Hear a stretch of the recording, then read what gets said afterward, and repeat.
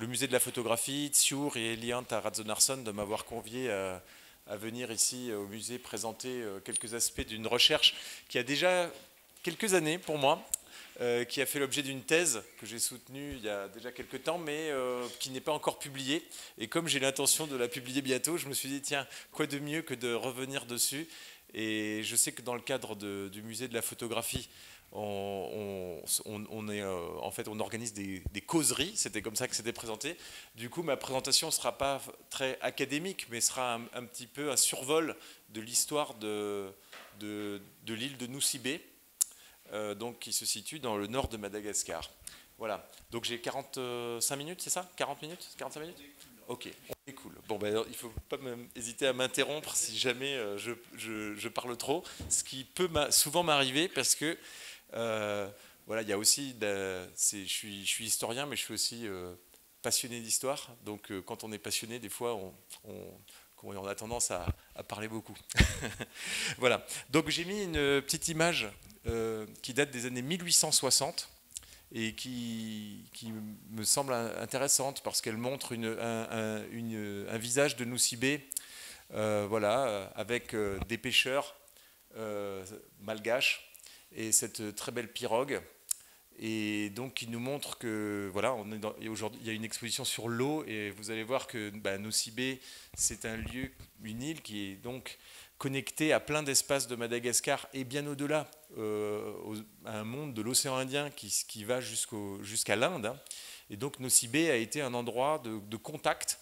Donc c'est un peu ce que je vais essayer de montrer. Souvent on parle de Nosy Be comme d'une colonie, parce qu'il y a eu un impact très fort de la colonisation française, qui a débuté bien avant la colonisation dans l'ensemble de Madagascar. Donc je vais expliquer comment la colonisation française s'est installée dans cette région-là.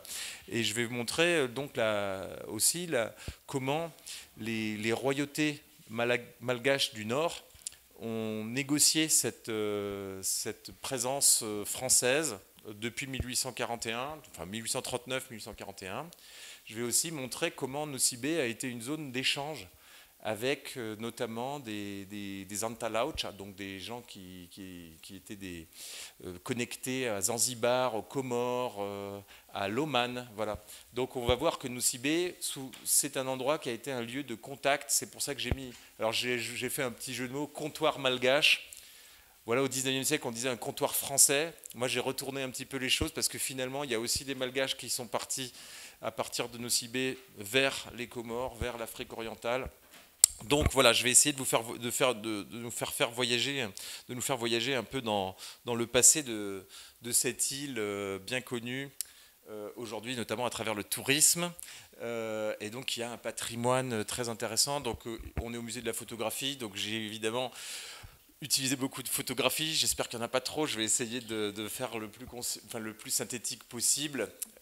Mais c'est un lieu donc qui a un patrimoine très riche.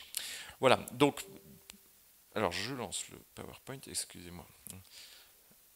Alors, pour tout d'abord, pour localiser l'île de Nosy Be, donc elle est située tout au nord de Madagascar. J'ai mis donc on voit sur la carte, donc on est vraiment au nord de Madagascar. On est aussi dans un environnement qui est marqué par une des plus grandes baies de Madagascar qui s'appelle la baie d'Ampasindava. Donc cette baie, c'est un lieu qui est un lieu de contact très ancien entre Madagascar et les mondes de l'océan Indien. Alors il y a Baku Raswarifetch qui est là, qui est archéologue.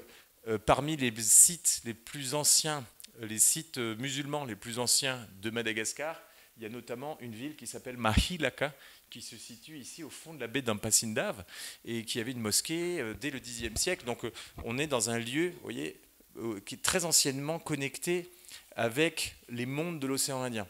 Et ça a été un lieu de contact très ancien. Et finalement, cette baie d'Ampasindave, elle est complètement, enfin, Nosy Be est intégrée dans un ensemble que moi je considère comme un espace de contact à part entière, qui fait que Nosy Be ne peut pas être compris si on ne le met pas dans le contexte plus général de l'ouest de Madagascar et du nord de Madagascar. Ici, j'ai mis une carte qui permet de... Alors, c'est une carte qui montre comment était organisé l'ouest de Madagascar, là, à l'époque moderne, 16e, 17e siècle. À partir des sources portugaises, on sait que la région d'Ampasinda était déjà très active.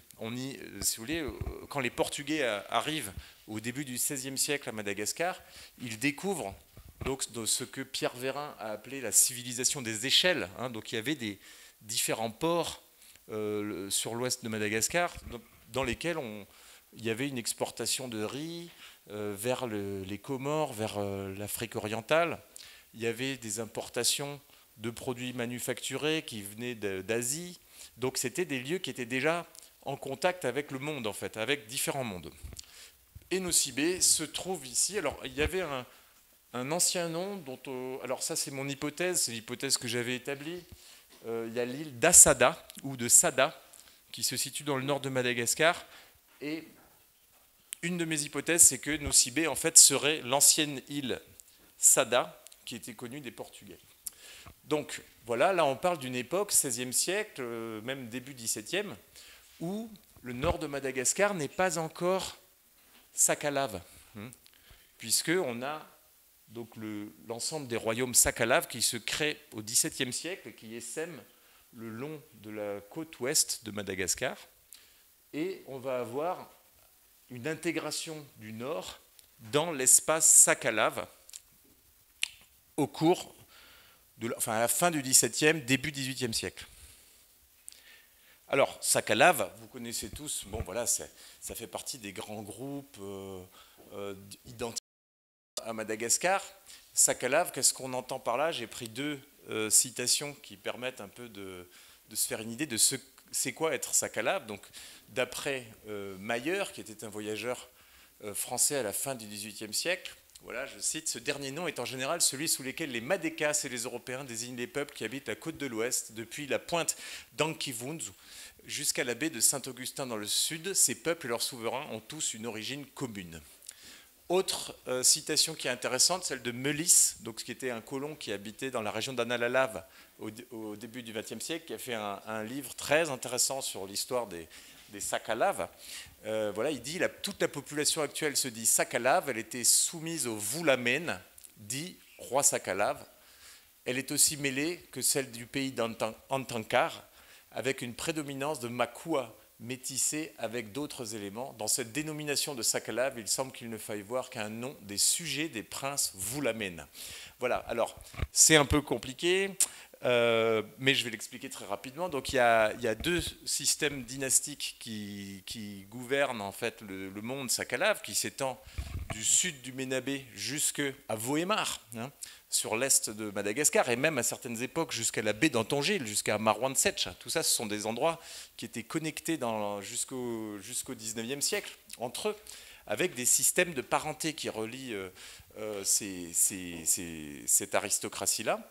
Dans cette aristocratie, il y a deux branches. Il y a une branche qui s'appelle les Zafimbulamen ou Zafinimen. C'est la branche, on va dire, aînée. Et puis, on a une branche qui s'appelle Zafnifutsi, donc, ou Zafimbulafutsi, qui est donc la branche cadette, une branche qui donc, est perçue comme, disons, un peu en dessous en termes de prestige à celle des Zafimbulamen. Donc on a une progression de ces groupes sac à lave qui va aller dans le nord de Madagascar et qui va s'étendre donc au XVIIIe siècle dans cette région-là. Et donc dans le Sambiran, qui est la grande région qui se situe en face de Nosy-Be, on va avoir des royaumes sac à lave qui vont s'installer au XVIIIe siècle. Et parallèlement, on va avoir, vous voyez, jusqu'ici, hein, en fait, le monde sac à lave, c'est vraiment les groupes de la région de Marwantsech au XVIIIe siècle, voilà, étaient des tributaires des sacs à lave du Bouin. Donc le Bouin, c'est vraiment la région de Majanga qui est un des cœurs historiques du monde sac à lave. Bon. Voilà, c'est un peu complexe, mais je vais passer un peu mais c'est important de le comprendre parce qu'on peut pas comprendre ce qui se passe au XIXe siècle et l'arrivée des Français dans la région si on ne met pas en perspective avec cette longue histoire des royaumes sac à lave. Bon, alors maintenant, un point important de l'histoire du Nord, c'est l'impact de la création et de l'expansion de ce qu'on appelle le royaume de Madagascar. Donc, qu'est-ce que le royaume de Madagascar? Je pense que tout le monde sait.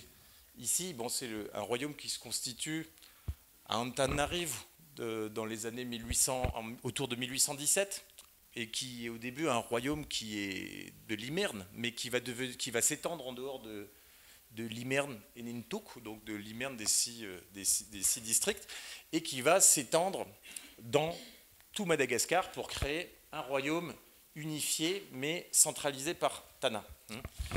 En fait, dans 1820, on va avoir une série de grandes campagnes militaires qui sont organisées par Radam Ier, qui va avoir pour destination de contrôler toutes les interfaces maritimes de Madagascar. Donc là, j'ai figuré ça avec des flèches qui montrent la progression des armées de Tana, en fait. Or, on a, comme je l'ai expliqué précédemment, des royaumes Sakalav qui existent, qui sont présents donc, dans l'ouest de Madagascar et dans le nord. Et la pression militaire qui va être celle de ce royaume de Madagascar va bouleverser totalement les royaumes Sakalav qui étaient jusque-là indépendants. Donc on va avoir une grande migration des royautés Sakalav, alors notamment la plus importante de l'époque, c'est la royauté Sakalav du Bouin, dont le douane, c'est-à-dire la capitale, est Marouvoy. Donc Marouvoy, c'est vraiment la capitale politique des Sakalav du Bouin. Et en 1824, on va avoir la conquête de cet endroit-là. Alors là, il faut absolument que j'ai des cartes, sinon ça ne pourra pas marcher. Alors, pourquoi ça a coupé?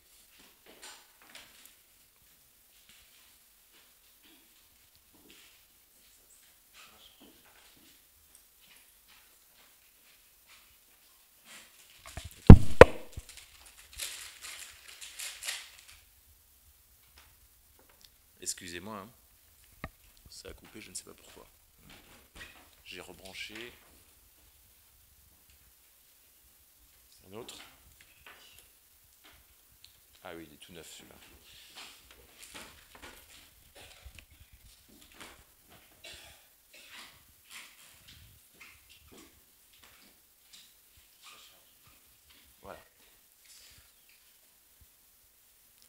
Voilà. Donc il faut imaginer que c'est des campagnes militaires qui sont avec des dizaines de milliers de soldats qui viennent de la région de Tananarive, qui arrivent dans ces régions-là, qui donc exigent des royaumes, des autres royaumes, qu'ils se soumettent à la suzeraineté de Radam Ier. Et donc il y a une partie des royaumes qui acceptent cette tutelle, parce qu'il y a un rapport de force vraiment très dissymétrique. Et puis il y a d'autres royaumes qui ne veulent pas rentrer sous l'autorité de Tana et qui vont rentrer dans une forme de résistance qui va durer très longtemps. Donc dans l'ouest de Madagascar, il y a donc les Sakalav Bemihisacha qui font partie du groupe Vulamen. Voilà, c'est un peu précis, mais je suis obligé de le décrire un peu parce que tout ça a un impact. Vous voyez, c'est cette branche dynastique qui a le pouvoir dans le Bouin va migrer, vous voyez, dans le nord, à la recherche d'endroits qui sont à l'abri en fait du royaume de Madagascar, de Tana. Alors il y a une poursuite qui va durer pendant longtemps, pendant plus de 20 ans. Il va y avoir des groupes dynastiques Sakalav qui vont aller s'échapper, notamment dans le nord, et ils vont trouver refuge en 1839, poursuivis par une armée qui vient de Tana. Il y a un groupe d'environ une vingtaine de milliers de personnes, donc c'est assez considérable pour Madagascar. On estime que Madagascar, à cette époque-là, devait faire peut-être entre 2,5 millions, 3 millions d'habitants. Vous voyez, donc une agglomération de 20 000 personnes, c'est considérable, vraiment considérable. Tananarive, au milieu du 19e siècle, ça faisait entre 30 000 et 40 000 habitants à peu près. Donc ça donne une idée, vous voyez. Donc 20 000 habitants qui arrivent à Nosy-Be en 1839, et ces gens donc fuient, si vous voulez, la poursuite du royaume de Madagascar. Et donc derrière cette aristocratie, il y a deux personnalités en particulier qui sont assez célèbres dans l'histoire de Madagascar. Il y a Anjan Soul, donc, qui est le dernier roi du Bouin, donc qui lui s'enfuit aux Comores.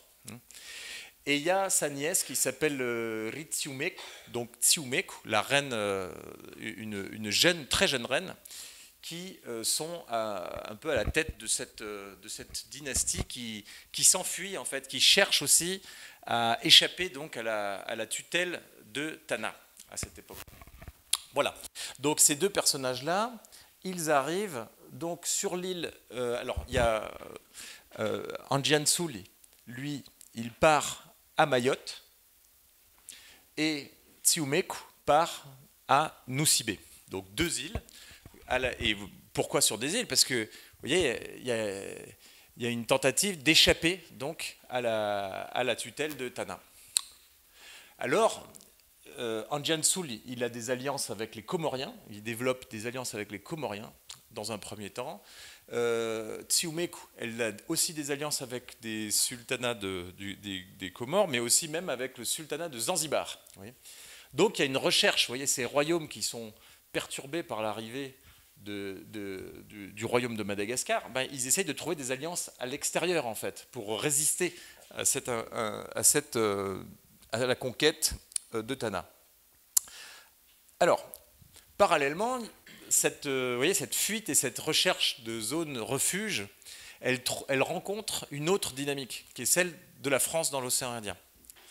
Donc, dans les années... Alors, il faut savoir une chose, c'est que la France qui était présente, enfin le royaume de France qui était présent dans les îles Mascareignes, c'est-à-dire la Réunion et l'île Maurice, pendant les guerres du début du 19e siècle et pendant les guerres napoléoniennes, la France perd le contrôle de l'île Maurice, qui était le port principal de la France dans l'océan Indien. Donc il y a un problème stratégique pour les Français au début du 19e siècle. C'est un problème très pratique, c'est-à-dire on a des bateaux, vous voyez, les Français ont des bateaux qui vont dans l'océan Indien, mais il n'y a plus de port en sécurité.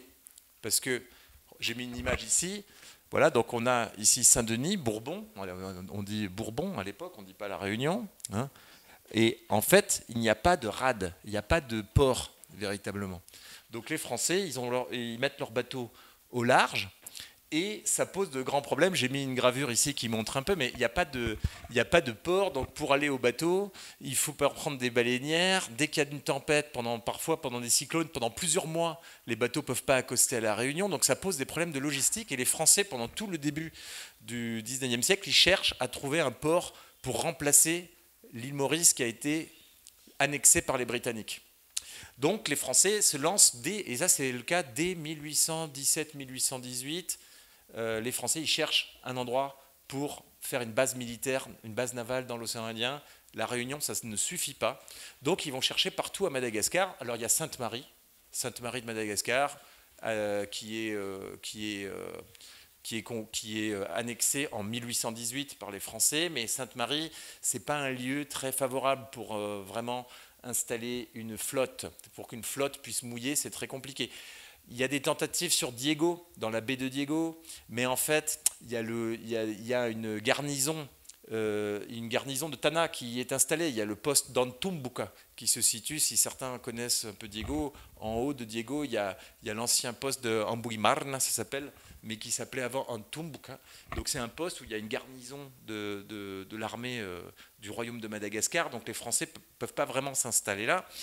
Ils essayent à Tintingue, 1829, ils essayent de s'y installer, mais le royaume, à l'époque de Ranaval Vouloan, attaque, et donc les Français n'arrivent pas à s'installer vraiment à Madagascar. Et en 1839, il y a un bateau qui passe qui entend parler de cette migration de sac à lave dans les îles du nord de Madagascar, et donc il y a une mission française qui est envoyée en 1839 et qui arrive donc à Nosibé.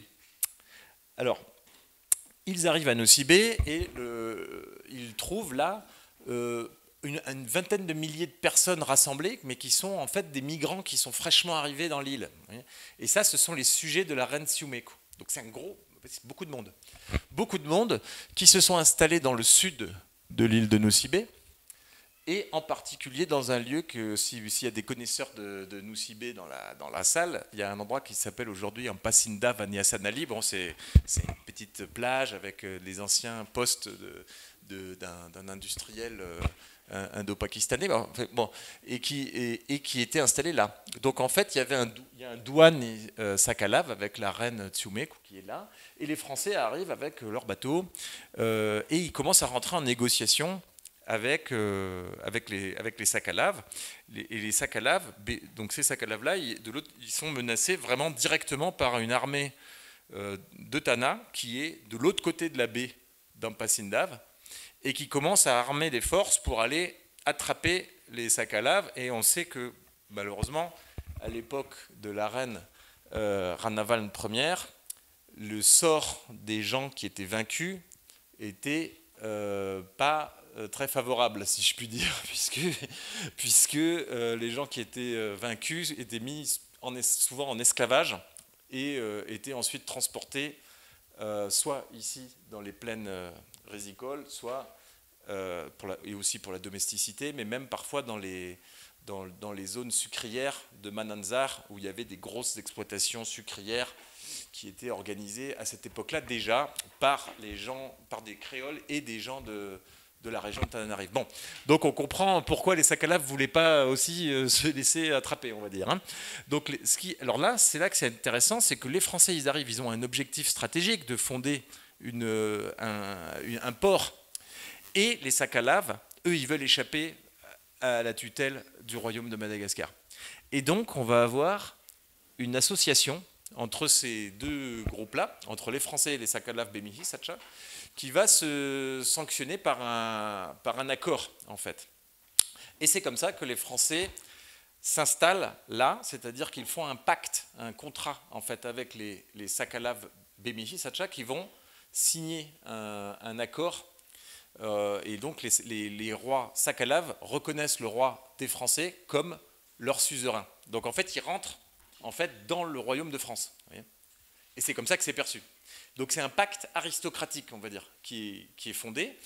Alors là, j'ai mis une image, parce qu'évidemment, les Français, ils arrivent, et puis ils essaient de trouver un lieu favorable pour s'installer. C'est compliqué. Il y a Nosy Be, comme beaucoup d'endroits de Madagascar, il y a le paludisme. À l'époque, les Vasas, ils savent pas, ils ne connaissent pas la prophylaxie, et ils ne savent même pas que c'est les moustiques qui transportent le paludisme. Donc c'est un ravage. Hein. Les premières années de la présence des Français dans la région, c'est à peu près chaque année, il y a à peu près 50% de la garnison qui meurt de paludisme. Vous voyez, donc c'est un ravage. Bon. Je passe un petit peu sur les détails, et je voulais juste vous montrer, parce que du coup, moi, dans mes recherches, je m'étais intéressé à comment, finalement, quelle est la mémoire de ça dans la monarchie Bemihi Sacha, et donc j'avais fait des enquêtes, notamment avec ce qu'on appelle des saha, donc des chumba, des souverains de l'époque. Et notamment, j'avais fait quelques enquêtes avec des gens, une dame en particulier qui était une possédée de la reine Tsumeku, celle qui a signé le traité avec les Français. Et donc là, j'ai restitué ce que j'avais enregistré. Donc voilà, il y a tout un récit sur comment les Français sont arrivés. Et donc, dans la version malgache, il y a vraiment cette idée que les Français arrivent et ils disent à la reine, je te donne, qu'est-ce que je peux te donner pour m'installer ici? Et puis la reine, elle dit, enfin non, c'est plutôt l'inverse. C'est la reine qui demande aux Français, on a besoin d'aide pour lutter contre les Hauves, c'est comme ça qu'on dit à Nosy Be, contre les Hauves. Et donc, qu'est-ce que je peux faire pour nous sauver? Et donc, il y a les Français, enfin le Vasa qui dit, qu'est-ce que tu nous donnes pour qu'on t'aide? Et la reine, elle dit, je vous donnerai de l'argent. Et les Vasas, ils disent, mais nous en avons déjà de l'argent, on n'en a pas besoin. Alors je vous donnerai de l'or. Mais nous en avons, disent les Vasas. Et si c'est comme ça, alors si vous les battez, nous allons habiter tous ensemble ici, et je vous donne, vous habiterez ici, vous ferez ce que vous voulez, et nous habiterons tous ensemble. Est-ce que ça vous va? Oui. Est-ce que ça vous va? Oui. Voilà, donc il y a tout un comme ça une narration qui est une mise en scène aussi de l'arrivée des Français là, et tout ça, donc c'est très intéressant parce que ça reste dans la, comment dire, dans la mémoire et les chroniques de la monarchie Bemihi Sacha, donc Sakalav, mais aussi on le retrouve dans les archives que j'avais beaucoup utilisées à l'époque, où on voit donc voilà, une lettre écrite par la reine Tsioumek, écrite en arabe, parce qu'on est, comme je vous l'ai un peu expliqué tout à l'heure, dans une zone qui est complètement intégrée à Madagascar, dans l'océan Indien, et notamment avec des relations importantes avec Zanzibar. Donc voilà, j'ai mis une petite copie ici du procès verbal de la prise de possession de Nosy Be en 1841. À partir de là, il y a une garnison qui s'installe notamment donc dans ce lieu que j'ai montré ici. Donc là, ça date de 1844 et on voit les premières, vous voyez, on appelle ça, les Français appelaient ça le plateau, les Malgaches appelaient Sanganing, et c'est encore aujourd'hui le quartier qui est un tout petit peu au nord de la Pointe. Voilà, et donc c'est un site qui est intéressant parce qu'il est, vous voyez, c'est un promontoire rocheux, facilement fortifiable, et puis il y a de la présence de l'eau, il y a des marais autour qui font que ça peut être facilement défendu, et puis surtout il y a la baie, il y a la rade, où là toute une flotte peut vraiment mouiller, donc c'est très intéressant pour les Français. À noter que depuis Nosy Be, les Français, ils apprennent auprès des Sakalaves de Nosy Be qu'il y a leurs cousins qui se sont installés à Mayotte. Et donc, que font les Français? Ils suivent les Sakalaves et ils vont à Mayotte. Et là, ils rencontrent l'Ampanzakabe Anjansuli, qui, lui aussi, va signer un contrat avec les Français. Et c'est ainsi que Mayotte devient une colonie française à son tour, dans la foulée de Nosy Be. Donc en fait, les Français, si vous voulez, s'installent dans le nord en s'appuyant en faisant des alliances avec les Sakalaves, qui eux-mêmes sont en lutte contre le royaume de Madagascar qui se développe et conquiert des territoires. Donc les Français, en quelque sorte, captent, vous voyez, cette opposition, s'allient avec, et du coup, fondent leurs implantations avec ça. Alors, tout ça semble formidable. Là, vous m'écoutez, vous dites, mais alors, c'est une alliance fructueuse, formidable. Mais en fait, rapidement, la situation va se détériorer. Alors notamment, je ne vous assomme pas avec des statistiques, j'en ai fait beaucoup dans mes travaux, mais ce n'est pas le lieu. Mais en 1848, donc Nosy Be est une colonie française. Et donc, comme toutes les colonies françaises, il y a le décret d'abolition de l'esclavage qui est passé lors de la Deuxième République française. Et donc, il y a un ordre d'abolition de l'esclavage qui arrive à Nosy Be. Et là, qui sont les propriétaires des esclaves à Nosy Be? Ce n'est pas des Français, ce n'est pas comme à La Réunion, où à La Réunion, les grands propriétaires, ce sont souvent des Blancs qui ont beaucoup d'esclaves qui viennent d'Afrique ou de Madagascar, et donc il y a une libération. Et donc là, il y a un système, vous voyez, d'abolition qui fait que les Blancs, ils reçoivent l'ordre de la métropole, et quelque part, vous voyez, ça les dérange, mais ça ne perturbe pas l'ordre colonial, en quelque sorte. À Nosy Be, c'est très différent, puisque les esclaves, ils appartiennent souvent à tout le temps, en fait, à des propriétaires malgaches. Donc les Français sont bien embêtés parce que l'alliance, elle était fondée sur le respect des propriétés des Sakalaves, et d'un coup, l'administration reçoit l'ordre d'abolir l'esclavage.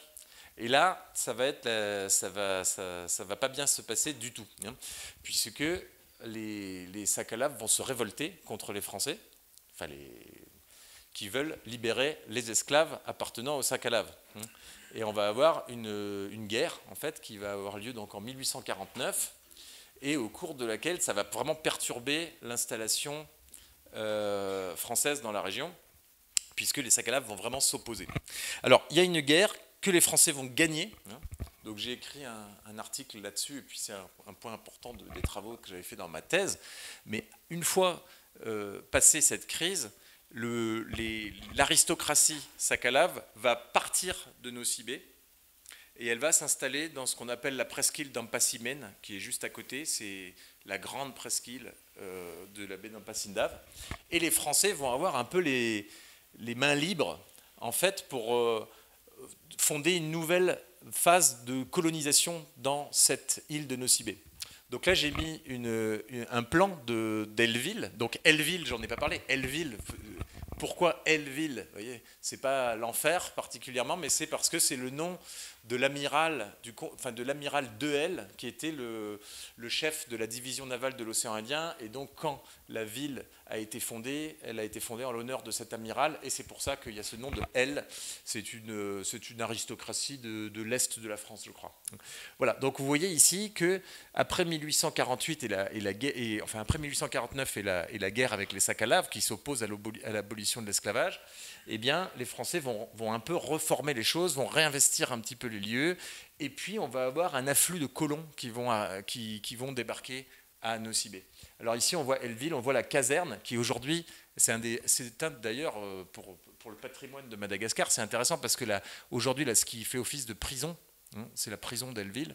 En fait, c'est l'ancienne caserne, et c'est c'est un très vieux bâtiment, en fait. Vous avez aussi tout un ensemble de redoutes qui sont construites, et puis également des fortifications qui protègent, en fait, ce qu'on appelle le plateau à l'époque. Et dans cette ville d'Elleville, il y a vraiment une ville coloniale qui s'installe avec son urbanisme très particulier. Il y a un afflux de colons qui arrive à cette époque-là. Il y a le boom du sucre dans l'océan Indien. À l'île Maurice, à la Réunion, le sucre les cours du sucre explosent, et du coup, on va voir se développer à Nosy Be une colonie de plantations sucrières. Donc il y a des colons qui viennent de Maurice, qui viennent de la Réunion, qui s'installent sur place. Là, j'ai mis quelques images, mais qui montrent les grands champs de canne de Ampumbilav, qui se situent un peu pas très loin d'Elleville, mais voilà, avec même, vous voyez, des usines à sucre. Donc on n'a pas de photos, mais on a j'ai pas trouvé de photos, mais des dessins qui sont déposés aux Archives nationales d'outre-mer. Et puis vous avez donc une vie coloniale qui se développe, et ça, on est bien avant la colonisation de l'ensemble de Madagascar. Donc là, ici, j'ai mis une petite image qui montre, un plan qui montre aussi que l'île de Nosy Be, elle est divisée en quartiers. Il y a aussi plusieurs endroits où sont construites des tours de guet, qui aujourd'hui, d'ailleurs, c'est assez amusant. Les gens disent que c'est des forts portugais, on appelle ça aujourd'hui. Alors ça n'a rien à voir avec les Portugais du tout, c'est des tours de guet qui ont été construites dans les années 1850 par les Français. Et on en trouve ici à Tafunj, donc qui est, comme son nom l'indique, il y avait un canon, voilà, sur la petite pointe ici, ça contrôle cette zone-là. Au cratère, il y en a un. Il y en a aussi tout au nord, et puis il y en a une vers Andilana aussi, je crois. Voilà. Donc il y a un contrôle de l'île, une tentative de contrôle, mais c'est quasiment impossible pour les Français de contrôler. Pourquoi? Parce que, comme j'ai montré de la première image, il y a des pirogues qui traversent tous les jours la baie d'Ampasindave. Il y a des gens qui passent tout le ravitaillement de l'île dépend de Tanibé, de la Grande Terre. Donc c'est très compliqué pour les Français de contrôler ce qui se passe à Nosy Be. Alors voilà, au début des années 1850, on a une situation où on a les Français qui sont présents donc à Sainte-Marie, à Nosy Be et à Mayotte. Et on a des garnisons du royaume de Madagascar, notamment la plus proche, c'est Anurunsangana, donc c'est un peu au nord, un peu au nord d'Analalav. Il y en a une autre, mais plus petite, qui s'appelle Ambudmadir, dans la baie d'Ampasindave. Donc voilà, il y a une présence des Français sur la côte ouest, et qui se fait en relation quand même avec les royautés Sakalaves. Or, les royautés Sakalaves, alors c'est marrant, on voit pas trop sur la carte, mais j'ai mis en grisé ici des zones. Il y a des zones qui ne sont pas contrôlées vraiment par le royaume de Madagascar. Donc c'est tous les territoires indépendants, en fait, Sakalaves indépendants, qui sont situés notamment dans l'Ambung, dans la région d'Analalav, dans l'Ankarang, et puis un peu dans le Ménabé. Donc il y a tout un réseau de traitants qui va se développer. Donc là, voilà, j'ai mis une image d'un traitant qui fait un fatidja avec donc un serment de sang à Madagascar. Mais c'est vraiment ça, il y a des traitants français qui s'installent à Elleville. Et d'Elleville, en fait, ils ont des petits bateaux et ils vont faire du commerce sur la côte ouest de Madagascar pour acheter du bois, du cuir, de la cire, et aussi parfois des engagés. Alors j'y reviendrai un petit peu. parallèlement, donc on a plusieurs royaumes qui sont toujours présents dans la région. On a le royaume Bemazav, donc c'est un groupe dynastique Sakalav, le royaume Bemihi Sacha, et puis on a les Antakaranga qui sont un petit peu au nord. Et à Nosibé, on a aussi, alors ça c'est quelque chose d'intéressant, il y a des gens qui se définissent comme Zafinifut et qui en fait sont des gens qui viennent de la baie d'Antongil en fait. Il y a beaucoup de gens qui viennent de... Il y a beaucoup de gens qui viennent donc de la baie d'Antongil que les Français considèrent comme Betsimisaraka et qui ont fui là aussi la pression du royaume de Madagascar. Voilà. Alors, j'ai dit tout à l'heure qu'il y avait cette position de Nosibé, ça va être un peu une zone d'échange pour toute la côte ouest de Madagascar, et ça va être en relation avec l'Europe, mais ça va être aussi en relation avec l'Inde et avec l'Afrique de l'Est. Alors en particulier, il y a un endroit qui s'appelle Maruduka, Ambanuru, voilà. Donc là, j'ai pris, c'est des vieilles photos, hein, ça date de quand je faisais ma thèse, excusez-moi. Et à l'époque, dans les années 2000, il y avait encore des entrepôts qui restaient de... Alors, c'est pas à Elville, c'est juste à côté. C'est un endroit qui s'appelle Ambanuru, Maruduka, c'est-à-dire l'endroit où il y a beaucoup de magasins, où il y a des vieilles structures comme ça. Alors, malheureusement, elles ont été rasées il n'y a pas tellement longtemps. Donc, il reste plus grand-chose de cette ancienne ville. Mais c'était un lieu qui, au XIXe siècle, abritait des gens qui étaient des commerçants qui venaient de Zanzibar, généralement. Donc c'est des traitants hein, qui venaient à Madagascar et qui s'installaient à Majanga ou bien à Ambanour pour faire du commerce avec leurs boutres, en particulier, leurs bateaux. Alors voilà, je me suis amusé, vous voyez, à faire une photo de l'entrée d'Ambanour. Et on voit aujourd'hui le même endroit. Donc c'était une des plus grandes villes de la côte ouest de Madagascar, un des ports les plus actifs hein, au XIXe siècle, et qui a totalement disparu au début du XXe siècle. Donc voilà, je vais vous montrer quelques images, parce que quand même, on a peine à imaginer, quand on va à Nosibé aujourd'hui, il y a quelques petites ruines qui restent, mais c'était un lieu avec, pour ceux qui connaissent, ben voilà, ça ressemblait à Majanga en fait. Hein. Ici, ça c'était une rue de Maruduka. Voilà. Ceux qui connaissent Nosibé, ils doivent un peu halluciner parce que aujourd'hui, il reste vraiment plus rien. Il y a quelques petites cases, mais il n'y a vraiment plus grand-chose, quoi. Donc il y avait une ville, Lalahindi, ça s'appelait ici. Et puis on voit là, il y avait vous voyez, il y a une ville en végétal. Donc là, c'était le quartier des domestiques, en fait, de tous les travailleurs qui travaillaient pour les Karanes, qui étaient là, et pour les Antalauch, qui étaient présents dans cette ville. Et donc, là on voit, vous voyez, des boutres.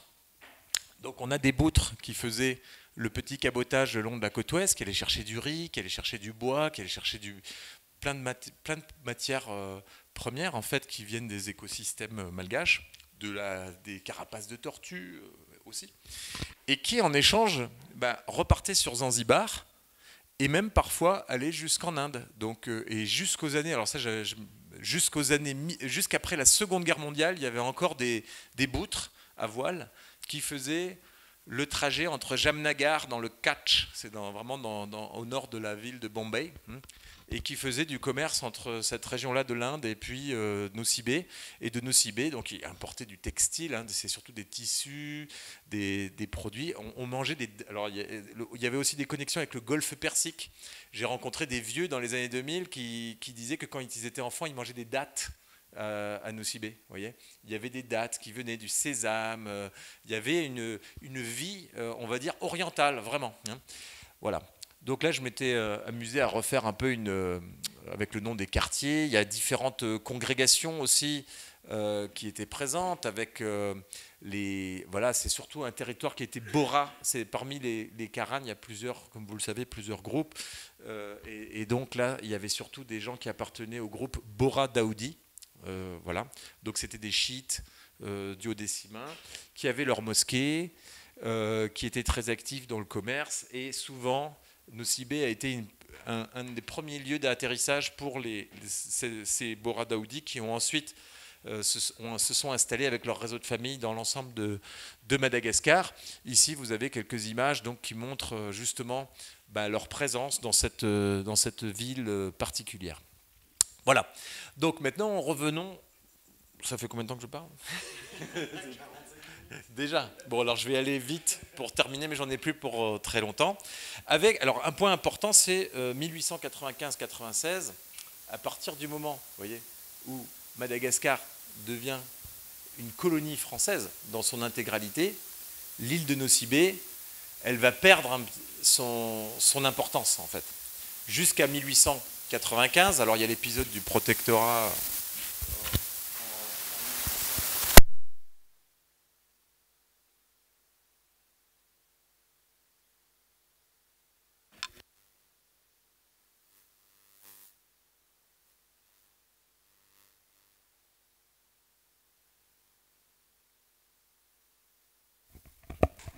Et là, donc, les aristocraties qui ont fait des pactes avec les Français déjà dans les années 1840, elles vont devoir en quelque sorte choisir leur camp, entre guillemets.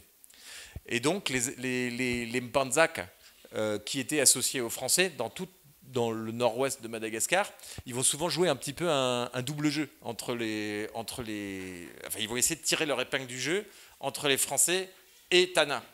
Et c'est une position très inconfortable. Cependant, certains d'entre eux vont quand même vraiment choisir le côté des Français. Et par exemple, Tsialan, qui est un des grands souverains du début du 20e, enfin de la fin du 19e siècle et du début du 20e siècle dans l'Ankarang, c'est quelqu'un qui va être vraiment considéré comme un allié des Français. Tsiarasu, qui est le Mpanzakabe des Bemaza de la région d'Ambanza, donc dans le Sambiran, lui aussi, il va hésiter un petit peu, mais face à la force des Français, il va finir par aller du côté des Français. Et donc, ces monarchies-là, elles vont fournir des soldats aussi dans le cadre des guerres, en 83-85, puis ensuite en 95. Alors, le plus important, c'est donc les Bemihi Sacha, donc la royauté qui a fait vraiment le contrat de cession de territoire de Nosy Be avec les Français, qui est bien connue par la reine Binao. Peut-être vous avez tous déjà entendu parler d'elle, parce que c'est une reine qui est assez connue. Il y a eu énormément de photographies, de cartes postales qui ont été diffusées au début du XXe siècle. Et donc la reine Binao, c'est une reine qui était donc à la tête des Sakalav Bemihi Sacha. Et ce groupe-là, il a vraiment été, il a aidé vraiment les Français lors de la conquête de 1895. Il y a plusieurs centaines de soldats Sakalav qui étaient des supplétifs dans l'armée française, par exemple. Voilà. Donc là, on a une photo qui date de 1903 où on voit donc la reine Binao, qui est vraiment la reine des Sakalav de Nosy Be, enfin d'une partie des Sakalav de Nosy Be et de la région d'Ampasindav, de la baie d'Ampasindav, qui est prise en photo avec la fille de Gallieni, le gouverneur. Et donc cette reine et tout son entourage, c'est des gens qui ont été ensuite, pendant la colonisation, vraiment, choyés par l'administration. La reine Binao et son successeur Panzak Ahmad, Ahmad, ont été des gouverneurs indigènes dans la structure de l'administration du pouvoir colonial. Vous voyez, en Imirne, ici, il y avait par exemple Rassanze, qui a été gouverneur général, etc., indigène. Dans le nord, il y avait donc une forme de protectorat avec des gouverneurs, ce qu'on appelait des gouverneurs indigènes, c'est la terminologie officielle, et qui ont gouverné dans le cadre de l'administration coloniale pendant toute la période coloniale à Madagascar. Donc voilà, j'ai mis ici une petite image pour montrer. Donc là, c'est un quartier qui se situe pas loin d'Elville, qu'on appelle Andavakutuk, où on a donc ici, vous voyez, ça c'est une partie du Zumbabe, donc du palais royal, qui a été construit par la reine Binao avec des financements aussi de l'administration coloniale pour appuyer son pouvoir. Et donc à partir de là, la reine et ses successeurs ont contrôlé et contrôlent toujours jusqu'à aujourd'hui, puisque le Zimbabwe, il y a toujours un Mpanzaka qui réside ici et qui contrôle en quelque sorte un peu les relations avec la Grande Terre. Voilà. Donc je vais peut-être terminer par la ville coloniale et la forme que prend la colonisation au XXe siècle à Nosy-Be. Nosy-Be est un territoire qui, au XXe siècle, va connaître le développement d'une agriculture coloniale, vraiment sucrière, assez importante. Alors là, j'ai mis, bon, ça ne nous regarde pas trop, mais voilà, on a donc une ville coloniale qui va être vraiment reconnue, souvent quand les voyageurs européens arrivent à Nosy-Be. Vous voyez, j'avais mis un extrait, mais qui dénote un peu quelque chose, mais qui montre que c'est une certaine vision coloniale de comment doit être organisé l'espace. Voyez. Et Nosy-Be, Elville, ça devient une ville vraiment un peu coloniale, parfaite aux yeux des voyageurs. C'est-à-dire avec une organisation en grandes avenues, avec des manguiers, avec des grands espaces, avec une ville, alors on appelle ça à l'époque, entre guillemets, la ville indigène. C'est comme ça que c'est dit à l'époque. C'est-à-dire qu'il y a une ville où il y a les Européens et puis une ville où il y a les Malgaches. Vous voyez, c'est vraiment une sorte d'organisation coloniale assez visible. Et on a des grandes fortunes nocibéennes, hein, parce que le colonna nocibéen, c'est pas n'importe quoi. Il y a notamment la famille de la Motte Saint-Pierre, qui est une des plus grandes familles coloniales de Madagascar au XIXe siècle, qui s'installe au XXe siècle, je veux dire, qui s'installe à Nosy-Be, qui a des immenses territoires au centre de l'île, dans la voilà, Ansangoulang, il y a toute une zone, et surtout Zamanzar, voilà, des grandes zones de l'agriculture sucrière. On a aussi l'Ilang-Ilang, donc ce qui lui donne Nusimanica, donc l'île au parfum. Voilà, c'est le développement de l'agriculture de l'Ilang-Ilang par les missionnaires catholiques, hein, par les spiritains qui fondent cette production au début du XXe siècle. Vous voyez, j'ai mis quelques images pour montrer quand même le luxe de ces familles coloniales. Alors, regardez, on est dans les années 30, ils ont un hors-bord déjà, vous voyez, ils ont un hors-bord, ils ont une superbe Ford très puissante. C'est des gens qui ont un grand standing. La famille de la Motte Saint-Pierre, ils ont au centre de l'île un immense territoire. Voilà, et puis donc vous avez donc là voilà Zamanzar, l'usine de Zamanzar. Je ne sais pas où elle en est aujourd'hui, mais j'ai pu la visiter à l'époque où il y avait encore une machine à vapeur qui concassait le sucre. C'est une usine qui a été transportée du Venezuela dans les années 1910. Vous voyez, c'est une histoire incroyable. Et puis bon, les fameuses cases ballons de Zamanzar qui ont été construites dans les années 50, là aussi, pour le patrimoine architectural malgache, c'est quelque chose, c'est un peu une curiosité. C'est très peu confortable, d'ailleurs. mais voilà. Et donc, Zamanzar, malheureusement, disons que l'agriculture sucrière a beaucoup souffert, surtout dans les années 2000, voilà, et où elle s'est, semble-t-il, un peu interrompue. Donc je ne sais pas trop où ça en est aujourd'hui d'ailleurs, mais voilà. Donc on a, vous voyez, une longue trajectoire de l'île de Nosy-Be. Voilà, pour finir, j'ai mis une petite image de la baie d'Ampasindav où on voit depuis Nosy-Be, donc la baie, et vous voyez la proximité et puis la permanence des boutres, alors qu'ils ne vont plus en Inde aujourd'hui, mais qui font du petit cabotage. Il y a aussi des goélettes hein, qui vont de Murumbe jusqu'à Nosy-Be. Donc il y a quand même toute une vie maritime qui subsiste encore à Nosy-Be. Voilà, je crois que j'ai terminé pour cet exposé que j'espère pas trop cafouilleux. Parce que bon, on dit beaucoup de choses en peu de temps, finalement. Voilà.